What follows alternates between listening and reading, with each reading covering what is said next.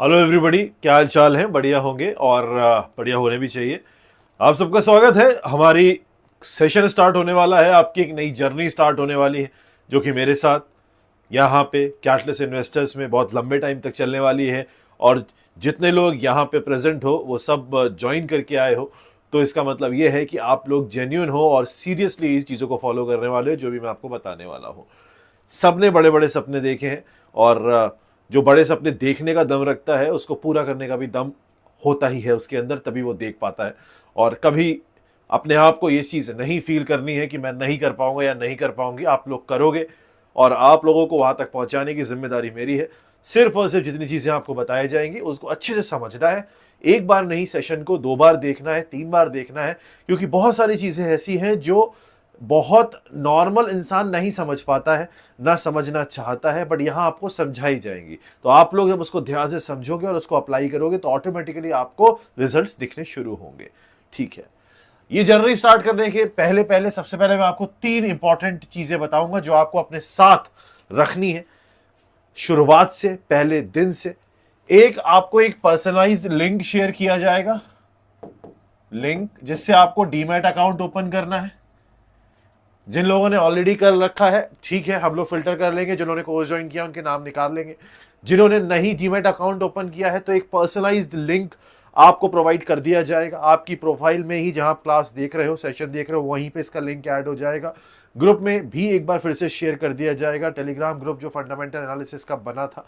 आपको उसको डाउनलोड कर लेना है, ऐप को एंजल वन का है, और उसमें अपना डीमैट अकाउंट ओपन करना है। जैसे हमें जो भी हम आगे चल के सीख रहे हैं या जो भी हम प्रैक्टिकली अप्लाई करेंगे तो हमें समझ में आएगा कि कितने लोग किस तरीके से प्रोग्रेस ले रहे हो। दूसरा, ऐप सब लोगों ने डाउनलोड कर ही रखा होगा। तो हम लोग यहाँ पे फंडामेंटल एनालिसिस में बिजनेस भी समझने वाले हैं, क्योंकि बिजनेस का ABCD फंडामेंटल एनालिसिस ही होता है। तो स्टॉक मार्केट के लिए डीमेट अकाउंट ओपन करना है और बिजनेस के लिए आपको एक लिंक्डइन पे अकाउंट बनाना है। लिंक्डइन पे जाना, वहां पे जाके अपना अकाउंट बना लेना। लिंक्डइन पे जाने के लिए जिनको नहीं पता है कैसे अकाउंट है क्या है, वहां के लिए भी मैं अपनी प्रोफाइल शेयर कर दूंगा, उसका लिंक दे दूंगा। वहां जाना, वहां पे जाके साइन अप कर लेना। जैसे फेसबुक इंस्टाग्राम पे प्रोफाइल बनती है वैसे ही बिजनेस और प्रोफेशनल्स की प्रोफाइल लिंक्डइन पे बनती है। तो उस पर अपना प्रोफाइल बना लेना। अगर आप कुछ कर रहे हो तो ठीक है, वरना अपने बायो में कैटलिस्ट इन्वेस्टर मेंबर या member of catalyst investors group लिख देना, जिससे हमें क्लियर रहेगा कितने लोग हमसे लिंक्डइन पे जुड़े हुए हो कैटलिस्ट इन्वेस्टर्स के मेंबर। तो कैटलिस्ट इन्वेस्टर्स जरूर अपने बायो में लिखना, तो हमें आइडिया रहेगा और आप लोग भी एक दूसरे से एसोसिएट हो पाओगे जब आप देखोगे कि हाँ ये भी कैटलिस्ट इन्वेस्टर मेंबर है। तो लिंक्डइन पे ये सेकंड चीज है जो आपको करनी है, अपना अकाउंट बनाना है। तीसरी चीज, आपको अपने ऊपर भरोसा रखने के लिए और जो भी चीज यहां पे मैं सिखा रहा हूं उन चीजों को रिलेट करने के लिए एक किताब है, मेरी ही लिखी हुई बुक है, 14 स्टेप्स टू लेजेंडरी सक्सेस। इसमें मैंने अपनी लाइफ की बहुत सारी स्टोरीज लिखी है और वो स्टोरी के साथ साथ प्रैक्टिकल एग्जांपल दिया है कि कब ये हुआ तो उसके लिए मैंने उसका सॉल्यूशन इस तरीके से निकाला, या बिजनेस किया, या फिर स्टॉक मार्केट में कब किस तरीके से क्या इन्वेस्टमेंट किया, क्या रियलिटी में सक्सेस होती है। बहुत सारी चीजें हैं।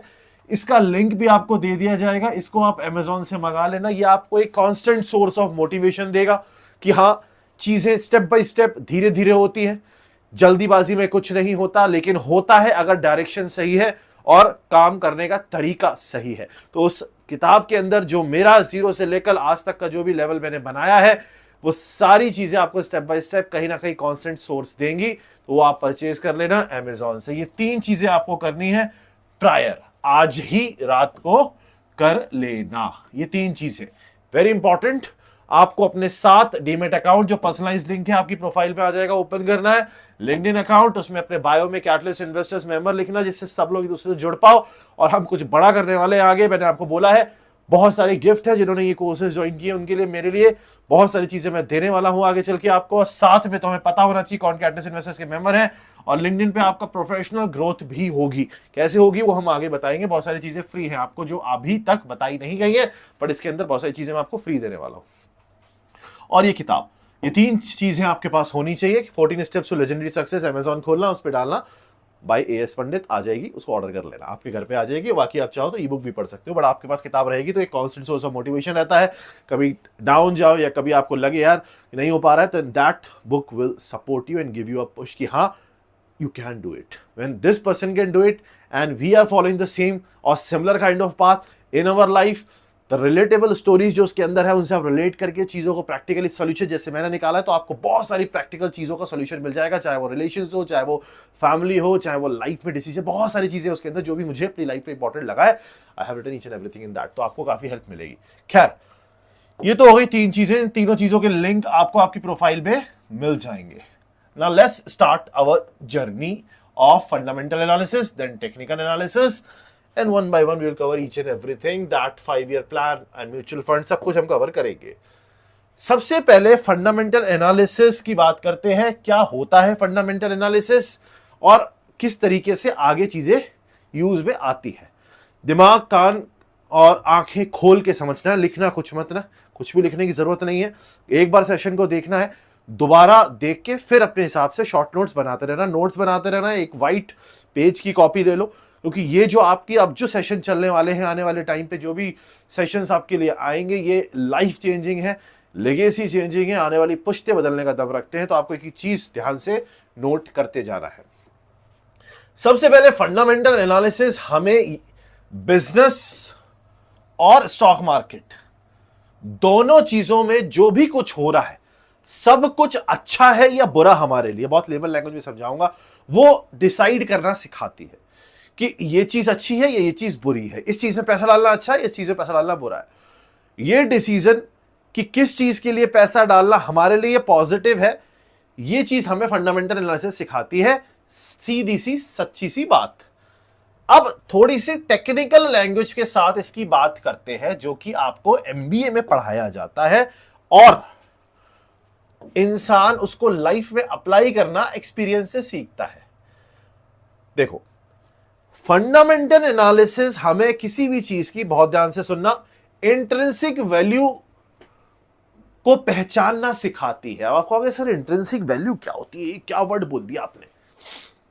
इंट्रिंसिक वैल्यू का मतलब होता है present value of expected future cash flow. आप कहोगे ये तो सर और भारी हो गया, इंट्रिंसिक वैल्यू भारी वर्ड था, अब आपने कह दिया present value of expected cash flow. Sir समझ नहीं आया, मैं आपको समझाता हूं, एग्जाम्पल से समझते हैं, एग्जाम्पल से आपको समझ में आता है। मान लो ये आप हो और आप बहुत शानदार टाइप के इन्वेस्टर हो। आपके सामने एक कंपनी है जिस कंपनी का नाम है एबीसी। एबीसी आपके सामने एक कंपनी आती है, ये कंपनी सोलर पैनल बनाना शुरू कर रही है। ध्यान से सुनना मेरी बात को, मैं क्या करना है, फंडामेंटल एनालिसिस हमें क्या सिखाता है, फंडामेंटल एनालिसिस हमें सिखाता है इंट्रिंसिक वैल्यू निकालना, मतलब प्रेजेंट वैल्यू निकालना फ्यूचर कैश फ्लो की। आगे चल के क्या होगा, उसकी आज क्या औकात है, वो पता करना हमें इंट्रिंसिक वैल्यू निकालना फंडामेंटल एनालिसिस सिखाता है। आगे क्या होगा, प्रोजेक्टेड कैश फ्लो की वैल्यू आज के हिसाब से, मतलब जो भी कुछ आज मेरे सामने है, मैं उसमें उससे कितना भरोसा करता हूं कि आगे जाके वो बहुत कुछ करके देगा, तो मैं आज उसमें इतना पैसा डालूं। फॉर एग्जाम्पल, आप ये एक इन्वेस्टर हो, आपके सामने एक कंपनी आती है एबीसी, वो सोलर पैनल बनाती है। अभी ईयर 1 चल रहा है, साल पहला चल रहा है और इसकी सेल्स 0 है, कुछ भी सेल्स नहीं कर रहा है। ये बंदा आपके सामने आता है, अपनी कंपनी लेके आता है, आपसे कहता है कि सर मैं 4 साल में 1000 गुना सेल कर दूंगा, अभी मेरी सेल नहीं है, लेकिन 4 साल बाद जो मेरा कैश फ्लो होगा, जो मेरे पास पैसे होंगे वो 1000 रुपए होंगे, आप मुझे सिर्फ आज 100 रुपए दे दो। ये आपसे क्या कह रहा है, ये आपसे कह रहा है कि मुझे आज 100 रुपए दे दो कि मैं 4 साल बाद 1000 रुपए बना लूं। लेकिन आज 100 रुपए जो आपसे मांग रहा है, उस आज के समय पे उसके पास जो कंपनी है, उस कंपनी में जो चीज हो रही है वो जनरेट कर रही है 0 वैल्यू। इसका मतलब ये आपको सिखा रहा है, क्या सिखा रहा है, ये बता रहा है present value of expected cash flow. आपसे ये 100 रुपए मांग रहा है इस एक्सपेक्टेड कैश फ्लो के, आपको ये कहानी बता रहा है, आपके सामने प्रोजेक्ट कर रहा है कि मैं 1000 रुपए 4 साल में कमा रहा हूंगा, आप मुझे उस भरोसे पे, उस एक्सपेक्टेड प्रोजेक्टेड कैश फ्लो पे आज 100 रुपए दे दो। लेकिन आज मैं कुछ नहीं कर रहा।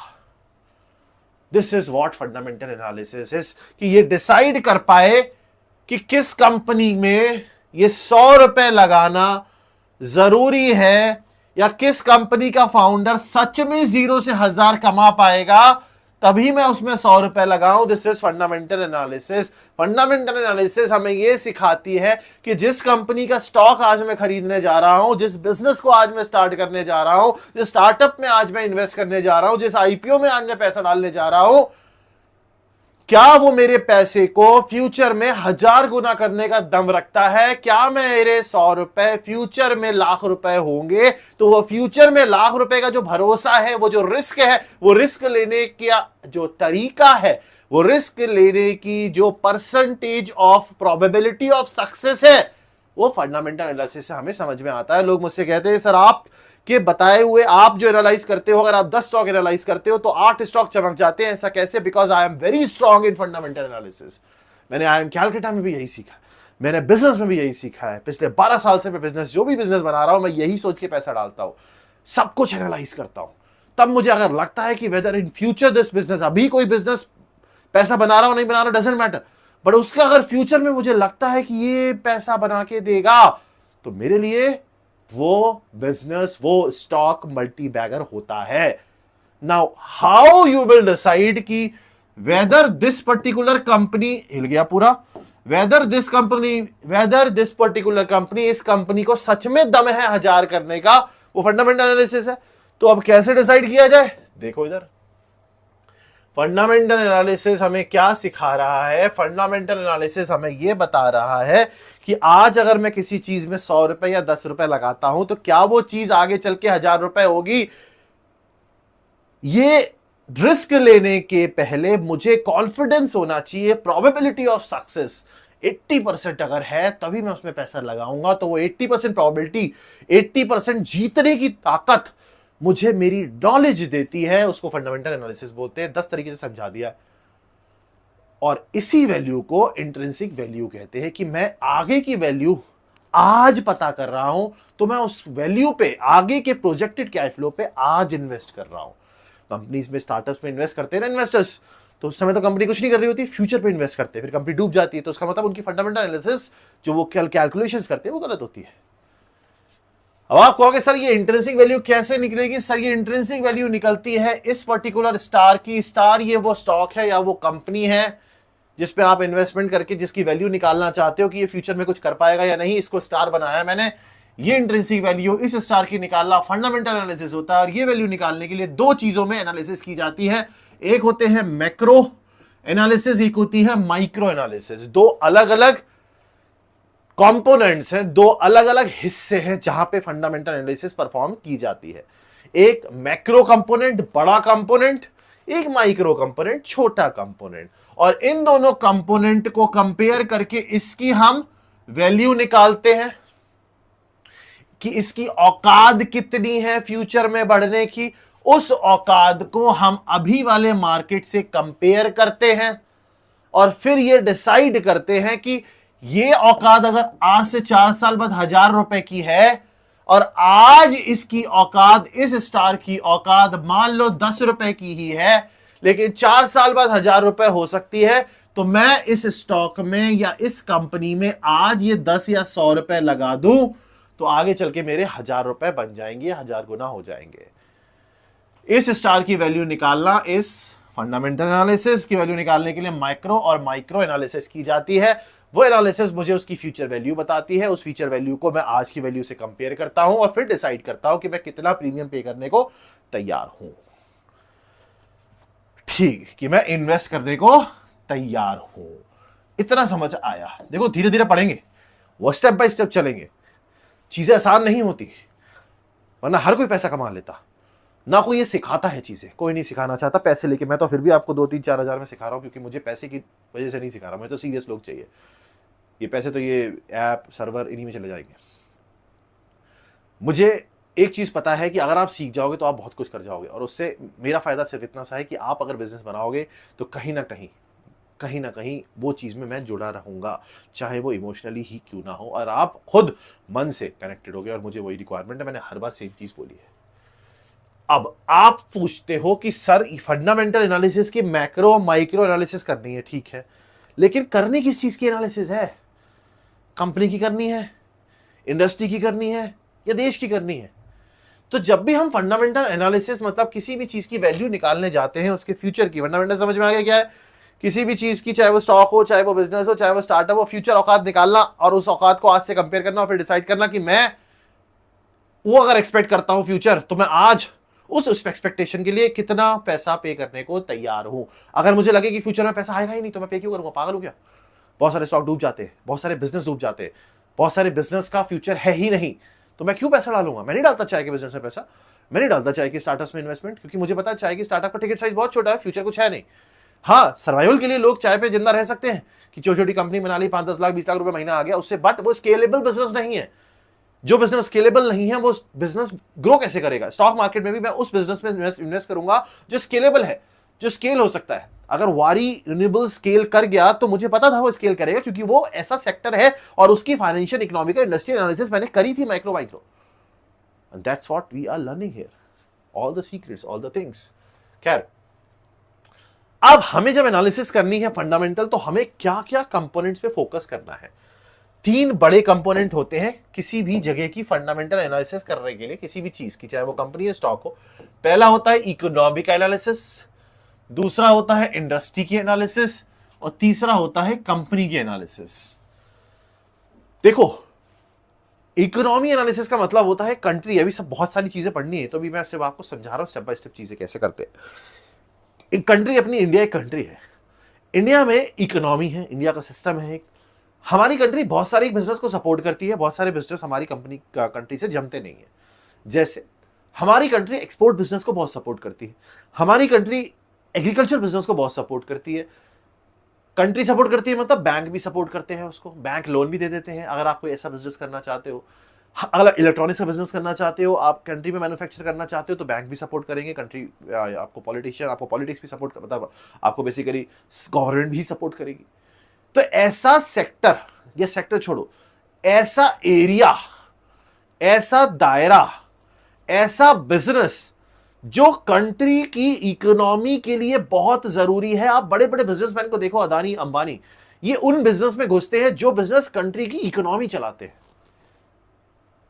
Network, telephone, 4G 5G economy चलती है, लॉजिस्टिक इकोनॉमी चलती है, पावर इकोनॉमी चलती है, एग्रीकल्चर इकोनॉमी चलती है।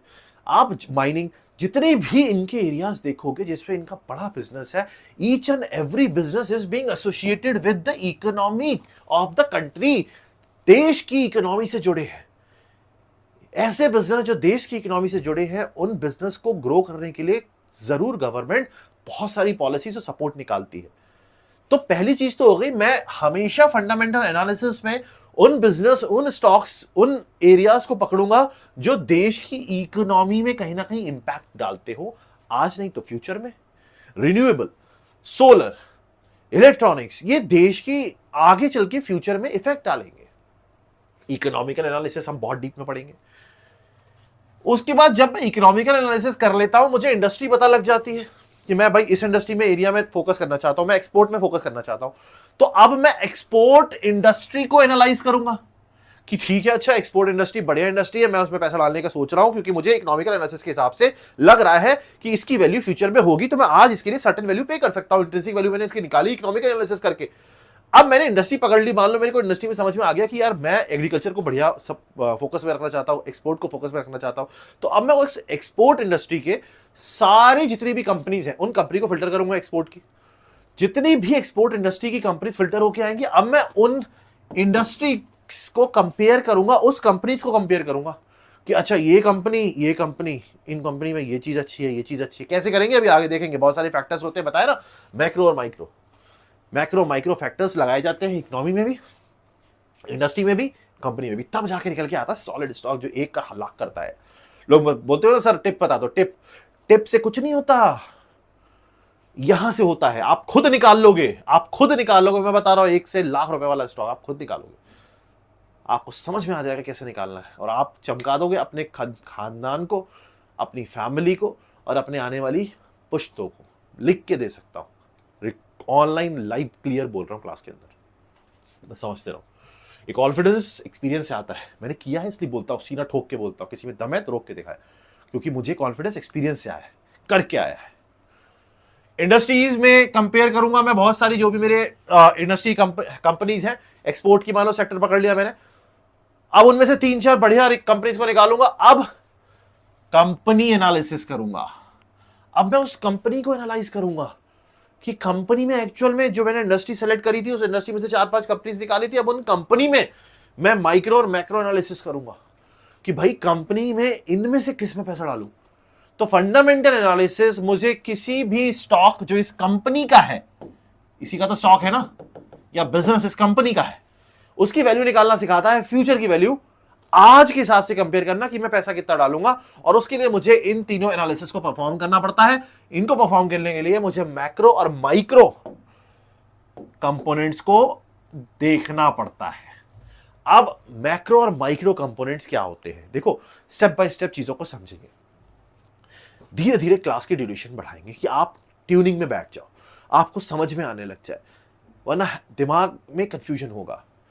आप जब समझ में आने लग जाएगा, जब आपके क्या कहते हैं कंफ्यूजन्स क्लियर होने लग जाएंगे, 2-3 बार देखने लग जाओगे, तो ऑटोमेटिकली आपको भी मजा आने लग जाएगा और आप खुद ब खुद, जब मैं कोई होमवर्क दूंगा तो आप उसको करोगे, एफर्ट मारोगे आप उस चीज में। ये तो समझ में आ गया भाई, इकोनॉमिकल एनालिसिस करनी है, पहले पूरा देखना है कि कंट्री में इकोनॉमी में क्या दमदार चीज है, उस चीज को निकालना है, सारी चीजों को कंपेयर करना, उसमें से 1, 2 या 3 बढ़िया कंपनीज निकालनी है, उनकी माइक्रो एनालिसिस करनी है। अब मैक्रो और माइक्रो कंपोनेंट्स होते क्या है जो हमें एनालिसिस में यूज करने पड़ते हैं। देखो मैक्रो कंपोनेंट का मतलब होता है, जो कि खास तौर से इकोनॉमिकल एनालिसिस और इंडस्ट्री एनालिसिस में यूज होता है, इंटरेस्ट रेट की। अब बैंक है या सरकार है, अलग अलग सेक्टर्स में अलग अलग इंटरेस्ट रेट लगाती है। आप एग्रीकल्चर लोन लोगे अलग इंटरेस्ट मिलेगा, आप हाउसिंग लोन लोगे अलग इंटरेस्ट मिलेगा, आप पर्सनल लोन लोगे, तो इसका मतलब क्या है, हर किसी के लिए इंटरेस्ट अलग है। और बिजनेस में लोन यूज होता है, डेट यूज होता ही है। तो इसका मतलब क्या है, interest rate is one of the major factor जो किसी भी इकोनॉमी या किसी भी इंडस्ट्री सेक्टर को इफेक्ट कर सकता है। दूसरा, कंट्री का ग्रॉस डोमेस्टिक प्रोडक्ट, कंट्री के अंदर जीडीपी कंट्रीब्यूशन जिसका सबसे ज्यादा होगा, या किस तरीके से बढ़ रहा है, किस तरीके से कम हो रहा है, ये हमें प्रोजेक्शन निकालने आने चाहिए। कि एग्रीकल्चर का एक टाइप पे बहुत ज्यादा कंट्रीब्यूशन था, इंडिया की 70% पॉपुलेशन एग्रीकल्चर पे डिपेंडेंट थी, आज 58-60% के आसपास रह गई है।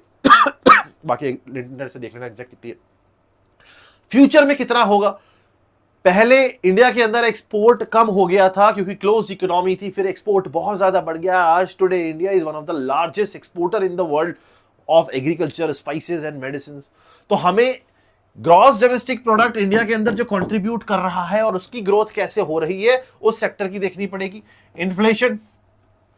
इन्फ्लेशन बढ़ता चला जाता है तो प्राइस राइज होता चला जाता है, तो प्राइस राइज मतलब कीमतें बढ़ने का इफेक्ट बिजनेस में आएगा ही। ऐसा कौन सा सेक्टर है जिसपे कीमतें बढ़ने का इफेक्ट कम आता है लेकिन फ्यूचर में और कम हो सकता है, लेकिन लोग उसको फिर भी खरीदेंगे।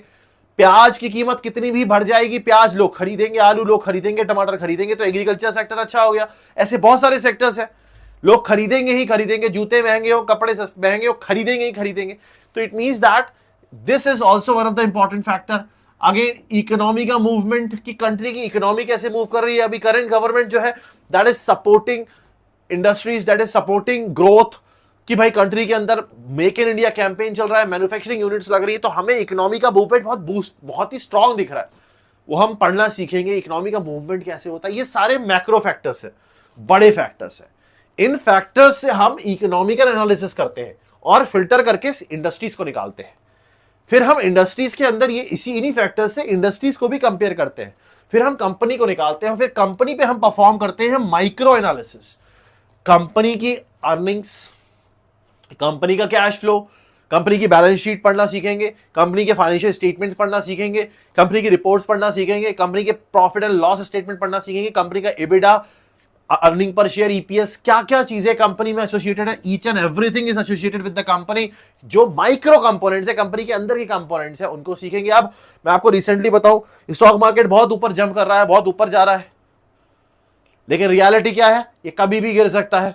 बहुत सारे लोग जो कंपनी में ह्यूज प्रॉफिट्स दिखा रहे हैं, वो प्रॉफिट्स बीफ्ड अप प्रॉफिट्स होते हैं, प्रॉफिट शो कर दिए जाते हैं और बाद में इन्वेस्टर्स पैसा निकाल लेता है, तो वो उनके गेम होते हैं। तो बहुत सारे जो रिटेल इन्वेस्टर्स होते हैं, छोटे इन्वेस्टर्स होते हैं, उनके पैसे डूब जाते हैं, ऑपरेटर्स मूव कर रहे होते हैं। हम वो सब चेक करना सीखेंगे। किस स्टॉक में आप देख के बता दोगे इसमें ऑपरेटर है, इसमें ऑपरेटर नहीं है।